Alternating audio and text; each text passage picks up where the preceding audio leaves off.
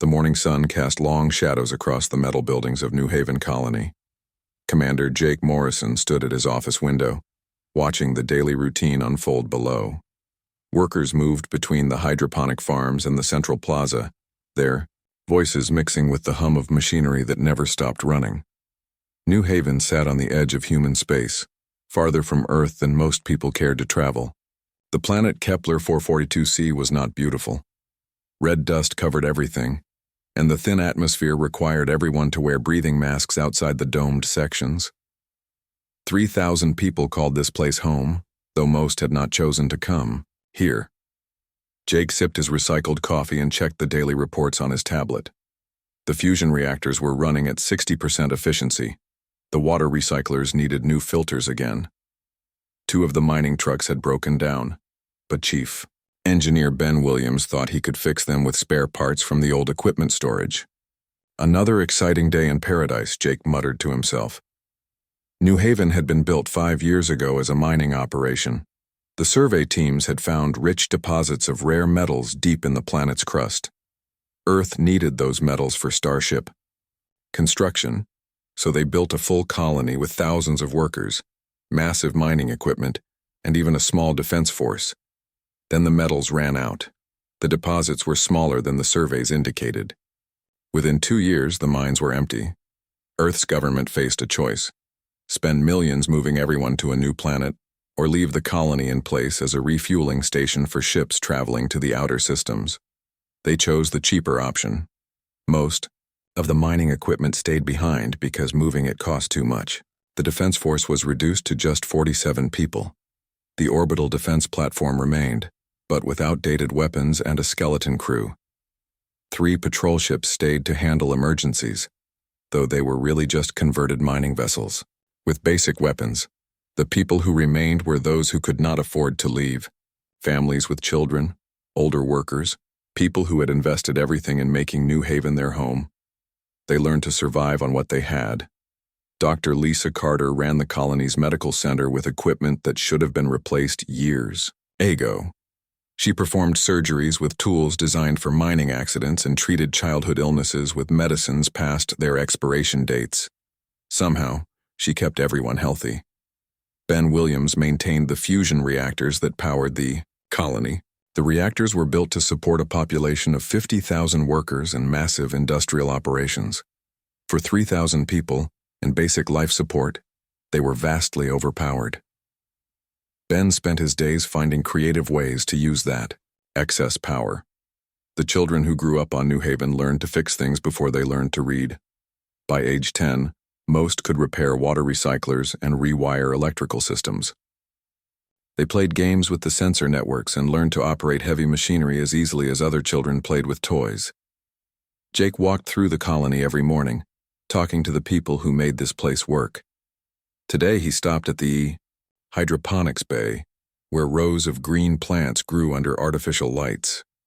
The farmers had learned to grow food in conditions that would challenge experts on Earth. "Morning, Jake," called out Mary Peterson, the lead farmer. She was adjusting the nutrient flow to a section of tomato plants. "These new seeds from the last supply ship are doing well. We might actually have surplus food this quarter." "That's great news," Jake replied. "How are the recycling rates?" 96%, Mary said with pride. "We waste almost nothing here." Jake continued his walk to the engineering section, where Ben Williams was elbow deep in a fusion regulator that was older than most of the colony's children. "How's she looking, Ben?" Jake asked. Ben's voice was muffled by the machinery. "She's tired, but she's got plenty of life left. These old Earth reactors were built to last.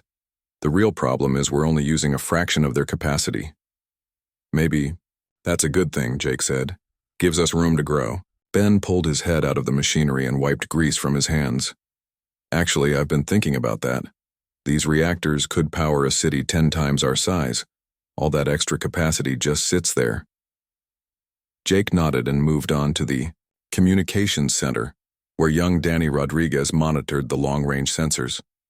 At 19, Danny was one of the most skilled sensor operators in this part of space.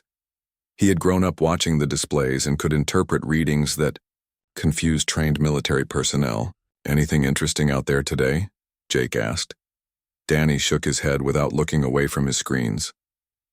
Just the usual traffic. A cargo freighter passed through yesterday, and there's a passenger liner scheduled for next week. Oh, and those weird energy readings from the Zeta sector are still there. Still can't identify them? No, sir. They're too far away and too faint. Probably just cosmic radiation, or maybe mining operations we don't know about. Jake made a mental note to include the readings in his next report to Earth Command, though he knew they would probably ignore it. New Haven's reports rarely received much attention from the military. The day continued with its familiar rhythm. Children attended school in the morning and helped with colony maintenance in the afternoon. Adults worked their shifts and gathered in the evening to share meals and stories. Everyone knew everyone else, and everyone contributed to keeping their small world functioning. As night fell, Jake returned to his quarters and prepared his daily report for Earth Command. Population stable. Equipment functioning within acceptable parameters. No security concerns. Request for replacement parts for water recyclers. The same report he had sent every day for the past 3 years. He paused before sending it, looking out at the colony's lights scattered across the dark landscape. New Haven was not important to Earth's government or military. It produced nothing valuable and commanded no strategic resources. If it disappeared tomorrow, few people would notice. But Jake knew something that the bureaucrats on Earth did not understand. The people of New Haven had learned to accomplish miracles with nothing. They had turned a dying mining operation into a thriving community. They had made a harsh world into a home. They had become something unique in human space. A group of people who could solve any problem, fix any machine, and overcome any obstacle with creativity and determination. Jake sent his report and went to sleep, unaware that 300 light-years away, an alien fleet was planning to test exactly how resourceful the humans of New Haven could be. Admiral Vextar stood on the bridge of his flagship, the Destroyer of Worlds, and studied the holographic display showing human territory. The Zephyrian Empire had been expanding for 3 centuries, conquering world after world with overwhelming military force. Now they stood at the border of human space, ready to test these newcomers who dared to establish colonies so close to Zephyrian territory. The Admiral's 4 arms moved across the control panels as he reviewed intelligence reports. Humans were a young species barely 200 years in space. Their technology was primitive compared to Zephyrian weapons, and their military forces were scattered across dozens of worlds. Most importantly, they had never faced an enemy like the Zephyrian Empire. Report. Vextar commanded in his species' clicking language. Commander Zekta approached with data tablets clutched in his secondary arms. Our scouts have identified the optimal target for the initial probe, Admiral. A human colony designated New Haven, located in the outer rim of their territory. The main display shifted to show detailed scans of the Kepler 442c system. Vextar's large eyes examined the information with satisfaction. The planet was small, barely habitable, and defended by obsolete weapons. The colony's population was insignificant and its strategic value was minimal. Perfect, Vextar said. A target weak enough to ensure easy victory, but human enough to test their response capabilities. What military assets does this colony possess? Minimal, Admiral, Zekta replied. 1 orbital defense platform with outdated plasma cannons.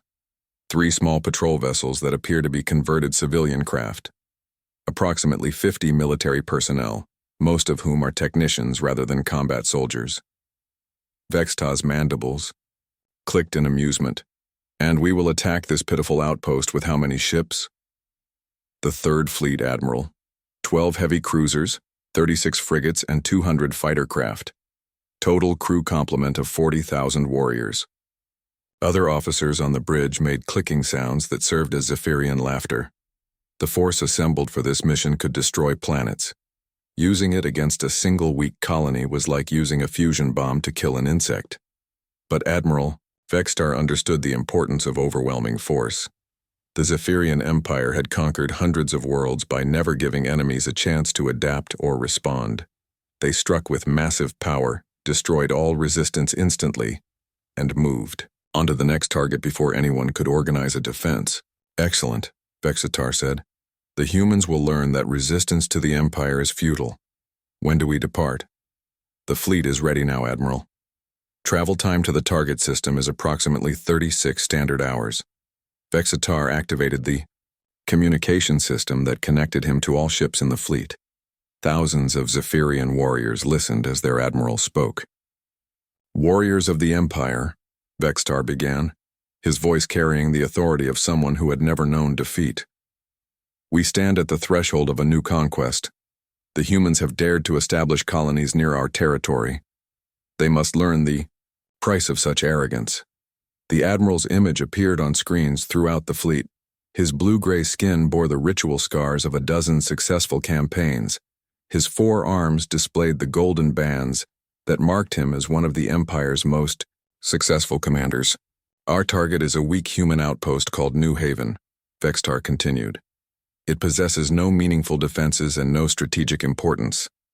We will destroy it quickly and completely, sending a message to all humans that the Zephyrian Empire will not tolerate their presence in this region of space. Across the fleet, warriors prepared their weapons and reviewed attack plans. The Zephyrians had refined their military tactics over centuries of warfare.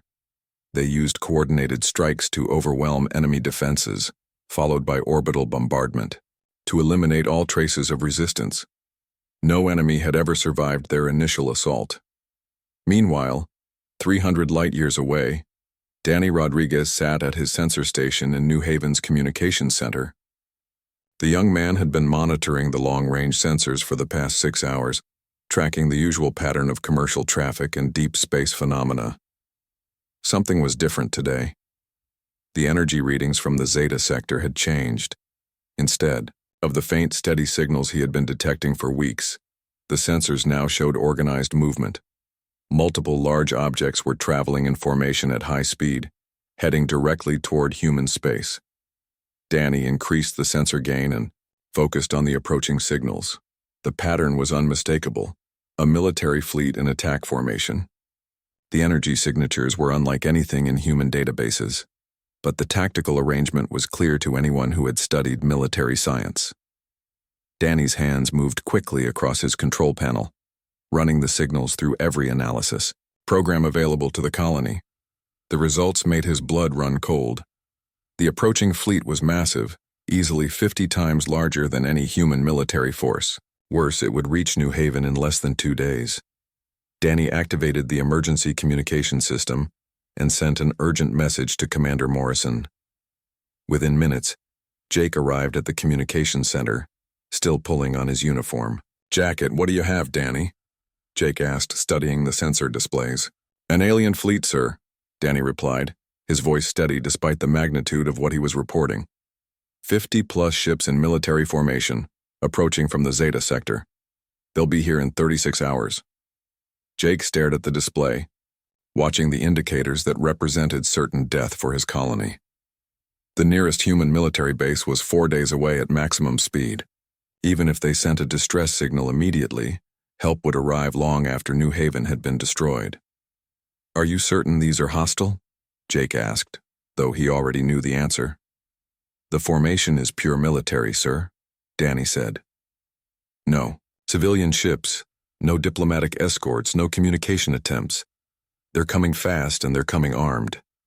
Jake activated his communication link to Earth Command and began composing the most important message of his life. He knew that by the time anyone received it, New Haven would either have fought off the impossible attack or been wiped from existence. As he typed, Jake thought about the 3,000 people sleeping peacefully in their homes, unaware that tomorrow would bring the greatest test humanity had ever faced on the edge of known space.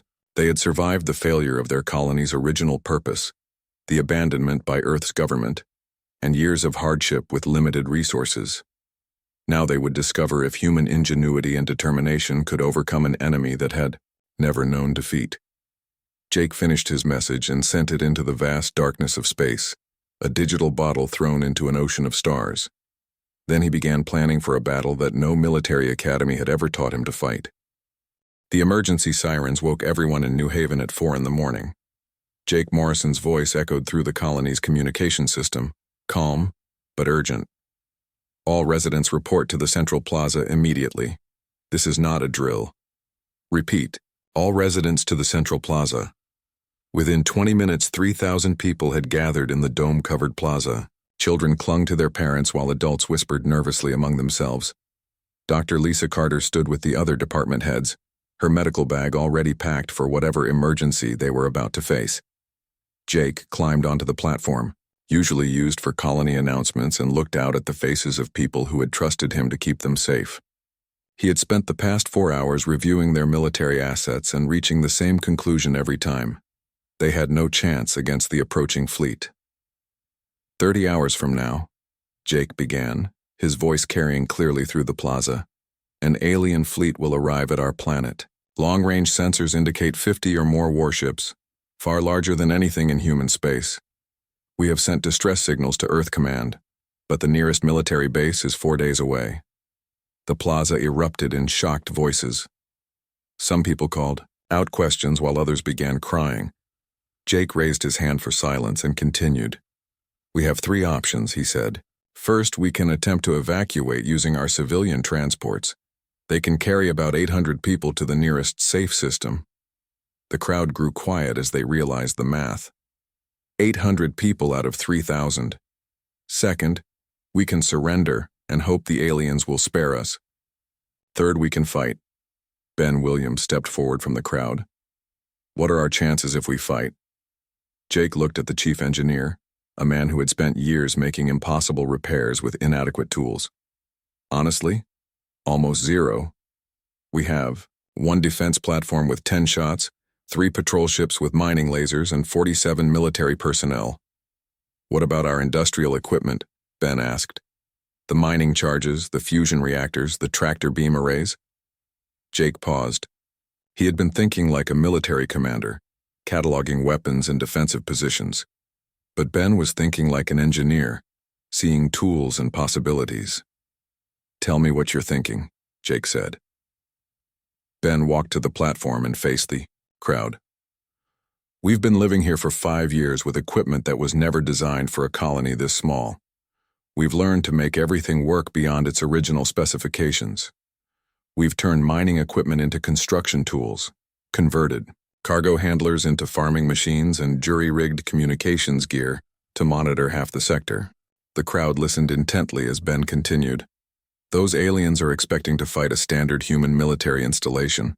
They're not expecting to fight a colony full of people who can turn anything into anything else.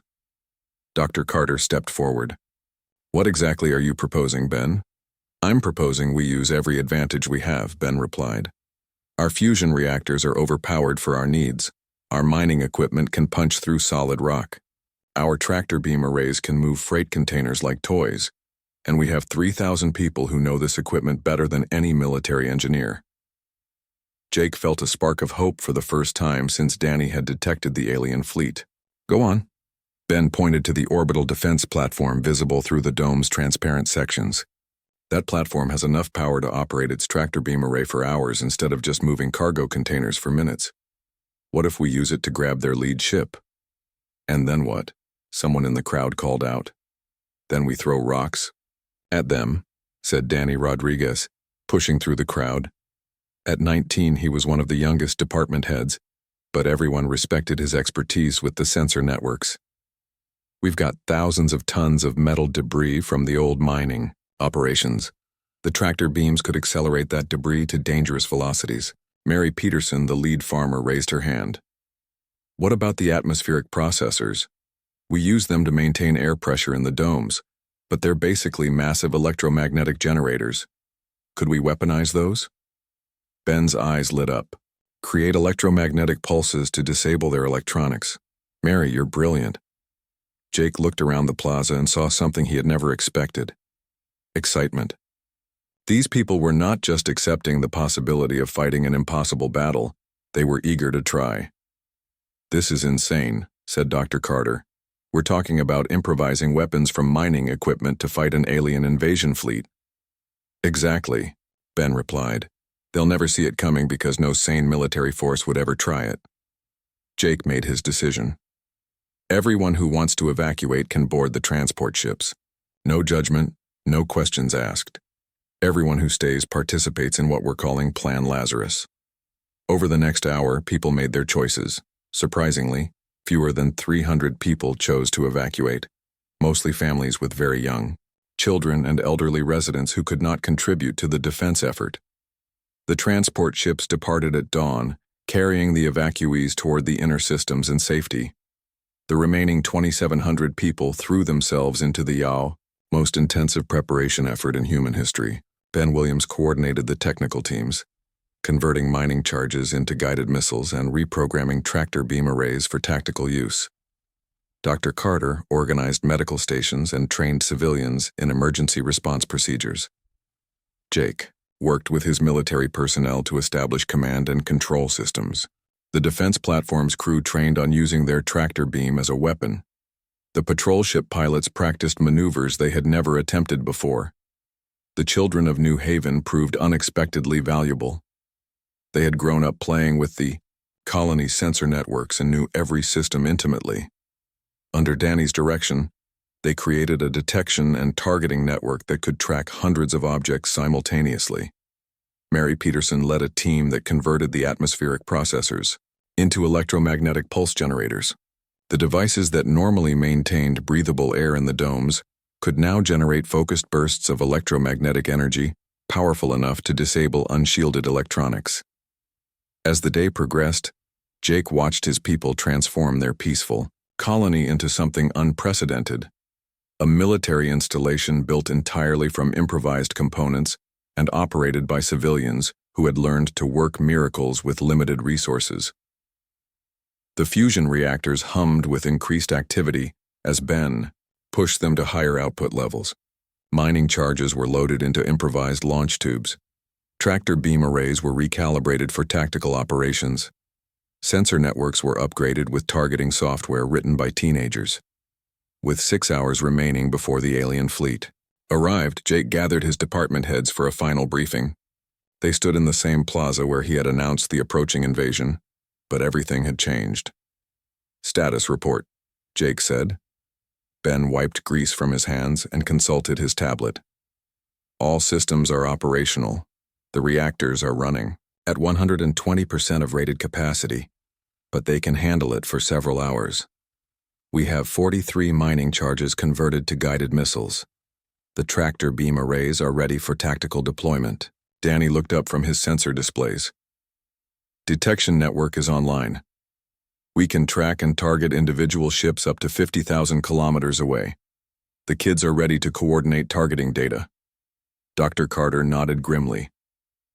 "Medical stations are prepared for casualties. We have enough supplies for major surgery if needed." Mary smiled with satisfaction. "Atmospheric processors are weaponized and ready. We can generate electromagnetic pulses in focused beams or area effects." Jake looked around at these people who had spent less than 24 hours converting their home into a weapon. "Any final thoughts?" Ben spoke for all of them. "We've spent 5 years learning that humans can accomplish anything if they're stubborn enough and creative enough. Today we find out if that includes winning impossible battles." As night fell over New Haven, 2,700 people took their positions at improvised weapons stations, jury-rigged targeting systems, and converted industrial equipment. They were farmers and engineers, doctors and teachers, children and grandparents. They were also about to become something else, the greatest military surprise in the history of human space. The Zephyrian Third Fleet dropped out of hyperspace exactly on schedule, their massive ships forming a perfect attack formation above the small human colony. Admiral Vextar stood on his bridge, watching the tactical displays show the pathetic defenses below. "Analysis complete, Admiral," reported Commander Zekta.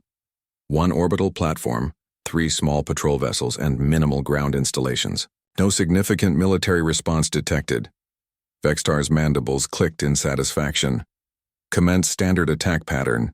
Destroy the orbital platform first, then eliminate the patrol ships.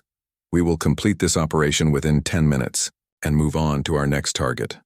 But as the Zephyrian fleet moved into attack position, something unexpected happened. The human orbital platform activated its weapon systems, but instead of firing plasma cannons at the approaching fleet, it powered up its tractor beam array and focused it on Vextar's flagship. The destroyer of worlds suddenly lurched as an invisible force grabbed hold of its hull. "Report!" Vextar commanded as his bridge crew scrambled to understand what was happening. "Admiral, we are caught in a tractor beam of unusual power," Zekta said, studying his instruments with confusion. "The energy output is far beyond the specifications of human technology we have on file." "Break free," Vextar ordered. "We cannot, Admiral. The beam is too strong. We are being pulled toward the planet." On New Haven's orbital platform, the crew watched their impossible gambit succeed. The tractor beam array, designed to move massive cargo containers, had locked onto the alien flagship and was steadily dragging the enormous vessel toward the planet's gravity well. "Platform to colony control," the platform commander reported. "Package secured. Initiating Phase 2. Jake Morrison stood in New Haven's hastily converted command center, watching displays that showed the alien fleet's confusion as their flagship was trapped. "All units, execute Plan Lazarus. Danny, activate the targeting network." Around the planet, improvised weapon systems came online. The 3 patrol ships emerged from behind the planet's largest moon, but they were not approaching for a conventional attack. Instead, they were herding a massive cloud of metallic debris using their own tractor beam arrays. For 5 years, New Haven had been accumulating scrap metal from failed mining operations, broken equipment, and construction waste.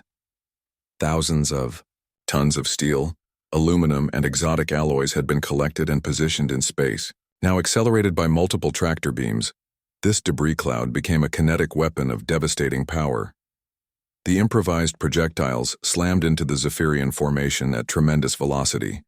Ships designed to withstand energy weapons found their hulls punctured by chunks of metal moving at orbital speeds. Smaller vessels were destroyed instantly, while larger ships suffered critical damage to their propulsion and weapon systems. "Admiral," Zekta called out over the sounds of alarms and explosions. "Multiple hull breaches throughout the fleet. We are taking heavy casualties from kinetic bombardment." Vextar struggled to understand how a primitive human colony was inflicting such damage on his superior forces. "Where are those projectiles coming from?" "Unknown, Admiral. They appear to be scrap metal accelerated by tractor beam arrays, but the precision and coordination are beyond anything we expected from human technology." On the planet's surface, the real surprise was just beginning. Ben Williams stood at the main reactor control station, monitoring power levels as the colony's fusion reactors pushed far beyond their design specifications. "All atmospheric processors, prepare for electromagnetic pulse generation." Mary Peterson coordinated the attack from the agricultural dome, surrounded by displays that normally monitored crop growth, but now tracked alien ship positions. "Targeting solutions locked, firing in 3, 2, 1, mark." The atmospheric processors, designed to maintain breathable air throughout the colony, discharged their accumulated electromagnetic energy in focused beams aimed at the alien fleet.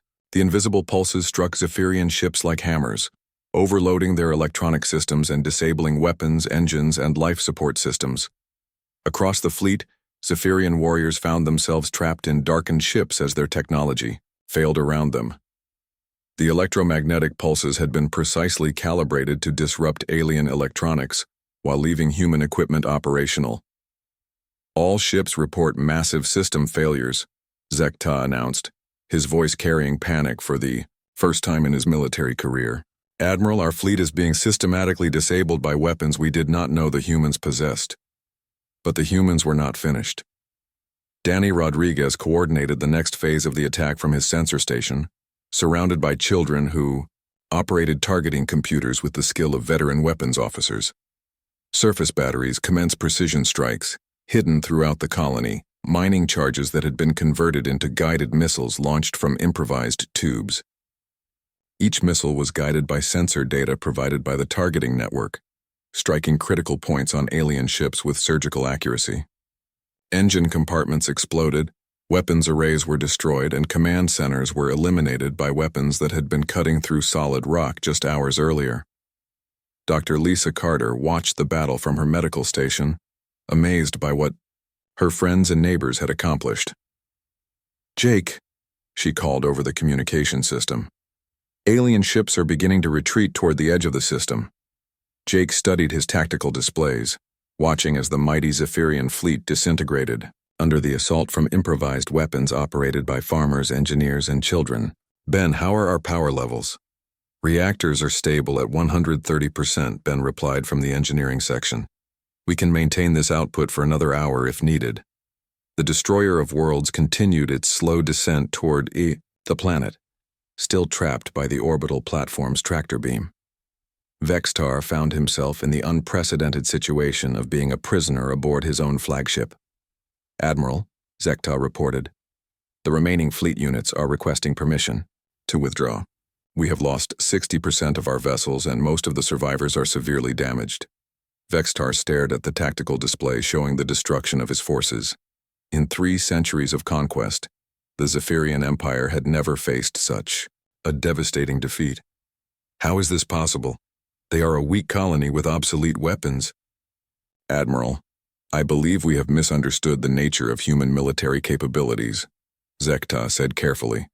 They appear to have converted their entire industrial infrastructure into weapon systems using principles we have never encountered. On New Haven, Jake Morrison stood in his command center and watched the alien fleet's retreat. Around him, ordinary people operated extraordinary weapons with calm efficiency. Mary Peterson coordinated electromagnetic pulse attacks while discussing dinner plans with her assistant. Danny Rodriguez managed targeting data while helping a 12-year-old understand sensor calibration. Colony control to all units, Jake announced. Alien fleet is in full retreat.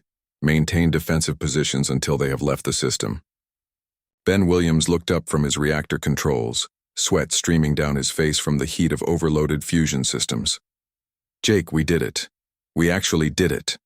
Dr. Carter shook her head in amazement. 7 minutes.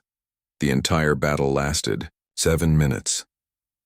As the last Zephyrian ships fled toward hyperspace, the people of New Haven began to understand what they had accomplished. They had not just survived an impossible attack.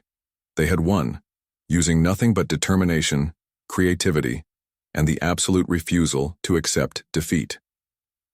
The weakest colony in human space had just achieved the most decisive military victory in the history of interstellar warfare. Admiral Vextar stood in the detention cell aboard his own flagship, staring through the reinforced window at the human colony below.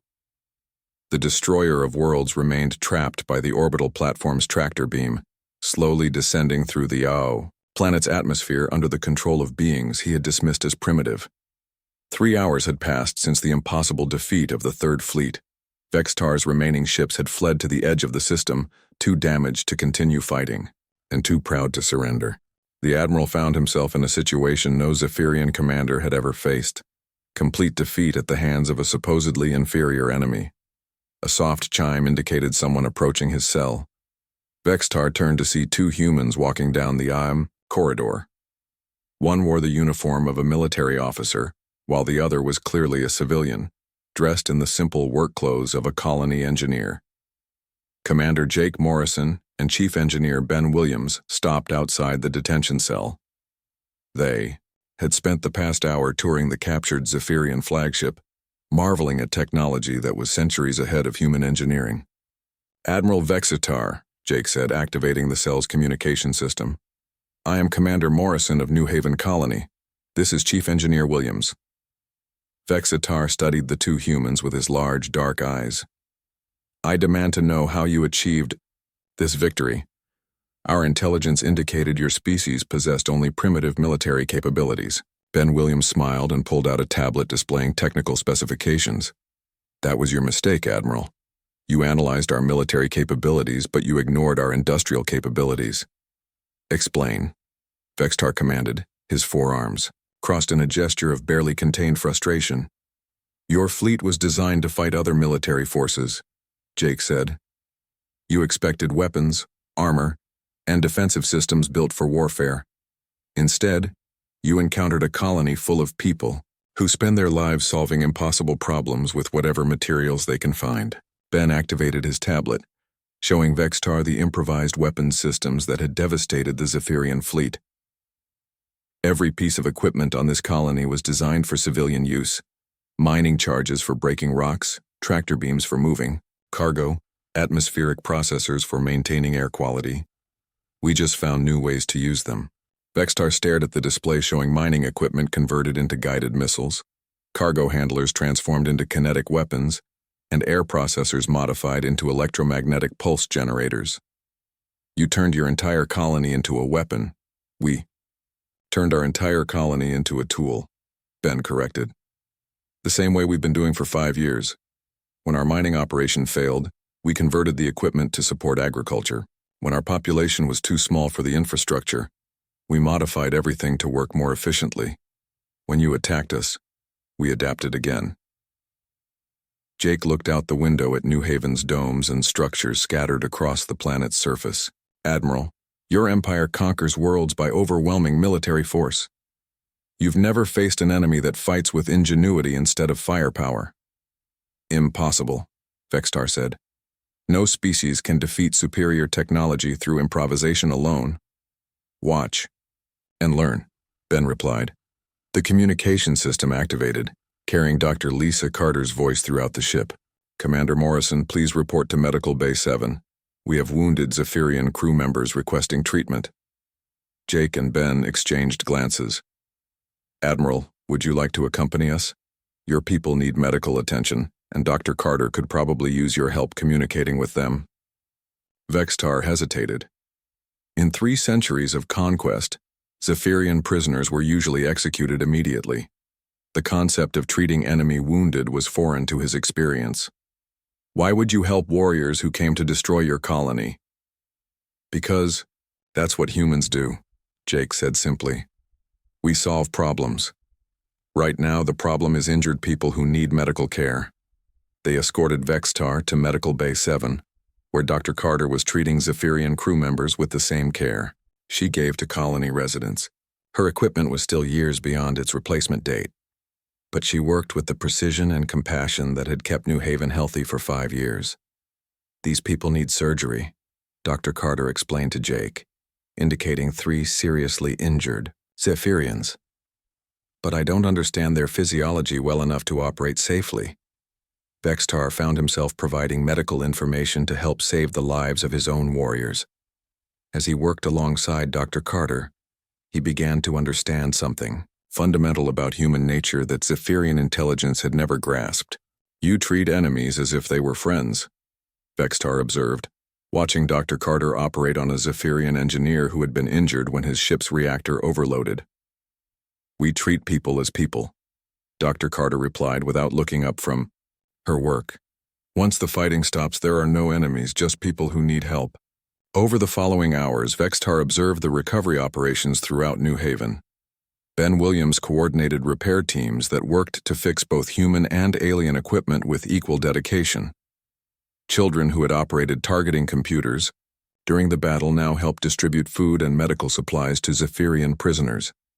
Danny Rodriguez established communication links with the damaged Zephyrian ships, providing them with navigational data to help their survivors reach safe harbor. When asked why he was helping the enemy, Danny simply said, "Because their people are lost and scared, and we know how to fix communication problems." As the day progressed, Vextar witnessed something that challenged every assumption about warfare and conquest that the Zephyrian Empire had held for centuries. The humans of New Haven had not just defeated his fleet.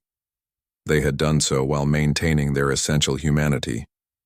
Jake found Vextar in the observation lounge, staring out at the UA colony where his former enemies worked to repair the damage from the brief battle. "What will you tell your empire about what happened here?" Vextar was quiet for a long moment. "I will tell them that we encountered something we were not prepared to fight." "What's that?" "A species that refuses to be defeated by anyone or anything, including themselves." Vextar turned to face Jake. "Your people did not just improvise weapons from civilian equipment. You improvised hope from despair, victory from defeat, and compassion from conflict." Ben Williams joined them, carrying reports on the repair operations. "Admiral, your remaining ships are ready to depart. We've provided them with supplies and technical assistance for their journey home." "You are releasing us?" Vextar asked in surprise. Of course, Jake replied. You came here as enemies, but you're leaving as survivors. That's what matters now. As the Zephyrian ships prepared to leave the system, Vextar stood on the bridge of his flagship, no longer a prisoner, but not quite free either. He had been changed by his encounter with humanity in ways he was still trying to understand. Admiral, his communications officer reported, we are receiving a message from the human colony. Put it through, Vextar ordered. Jake Morrison's image appeared on the main screen. Admiral, this is Commander Morrison. We wanted to wish you and your crews a safe journey home. If you ever need assistance or just want to talk, you know where to find us. Vextar stared at the human commander who had defeated him and then offered friendship. Commander Morrison, I must ask, how did you know your improvised weapons would work against our technology? Jake smiled. We didn't. But we've learned that humans can solve any problem if they're stubborn enough and creative enough. Even the problem of defeating an impossible enemy. As the Zephyrian fleet departed, carrying news of their defeat back to the Empire, the people of New Haven returned to their daily routines. The fusion reactors were adjusted back to normal operating levels. The mining equipment was converted back to its civilian functions. The children went back to school and play. But something fundamental had changed in the galaxy. The weakest human colony had proven that victory did not require superior weapons or overwhelming force. It required only the determination to never give up and the creativity to find solutions where others saw only problems. News of the Battle of New Haven spread throughout human space and beyond. The colony that had been forgotten and abandoned became the most famous settlement in the galaxy. But for the people who lived there, life continued much as it always had. They grew food in impossible conditions, fixed equipment that should have been replaced years ago, and raised children who could solve any problem with whatever materials they could find. They remained, in the end, exactly what they had always been. Humans being human, which turned out to be more than enough.